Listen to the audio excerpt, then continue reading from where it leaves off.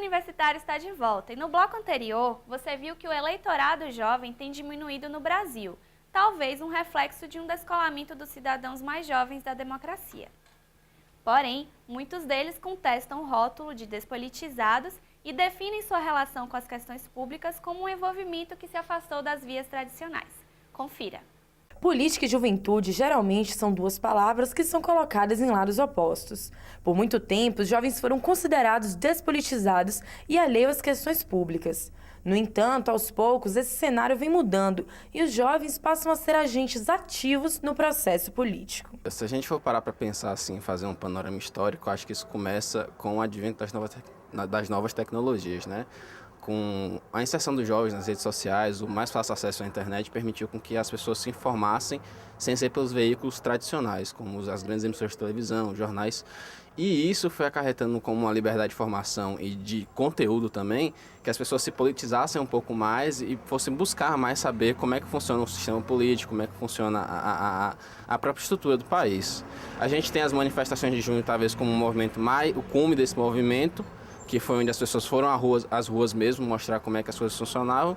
Porém, a gente vê como é que eu posso dizer, um certo desaceleração desse movimento aqui agora em 2014, né? Teve um cume em junho de 2013 e agora em 2014 as coisas com a eleição, acho que como é que eu posso dizer, se esfriaram um pouco, digamos assim.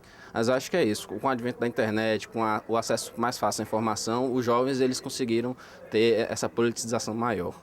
É o caso do jovem Tairone Mendes, de 18 anos, que se prepara para votar pela primeira vez. Ele acredita que a melhor forma de escolher seus candidatos é procurando se informar e que, acima de tudo, é imprescindível que os jovens se envolvam com as questões políticas.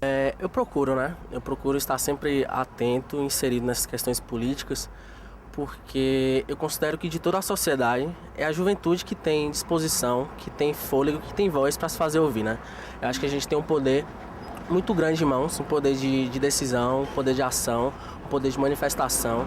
E é a partir desse poder que a gente pode promover algumas mudanças que a gente considera que precisam ser feitas, né?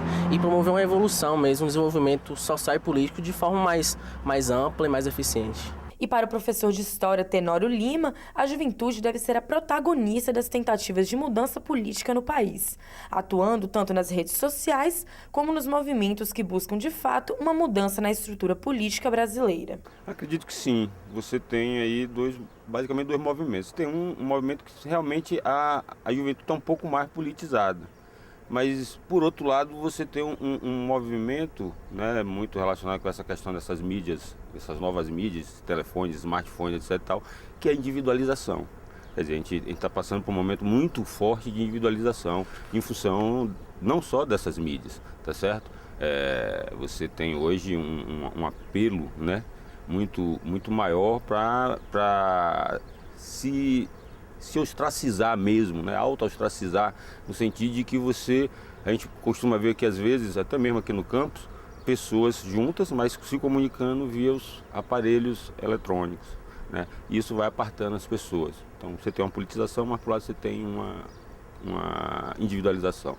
O que marca a participação política do jovem na atualidade é o engajamento que se afasta das vias tradicionais, especialmente porque há uma desilusão quanto aos partidos e à estrutura política que existe hoje. A juventude atuante entende que ser um cidadão politizado não é necessariamente ser um cidadão partidário. Olha, eu acho que não eu já tinha falado com essa questão dessa sensação de modernidade que a gente vive, os partidos políticos eles ainda experimentam, eles usam tecnologias e métodos que são um pouco ancestrais, não é? Que a gente vê que a forma e o modelo dos partidos políticos, tanto quanto os políticos, eles ainda provêm muito da ditadura, da época dos anos 90.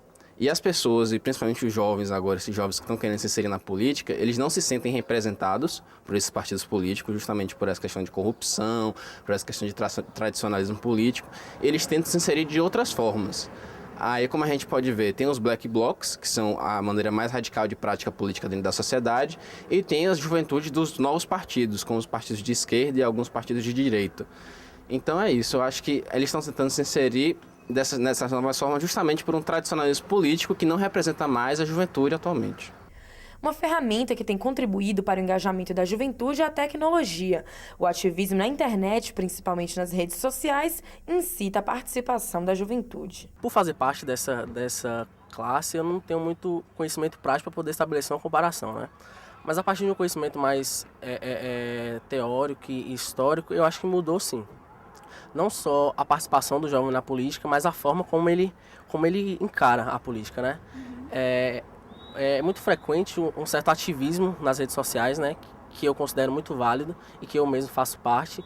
A única ponto negativo que eu vejo é a criação de certas páginas, né? Que são criadas no intuito de promover um certo tipo de revolta, né?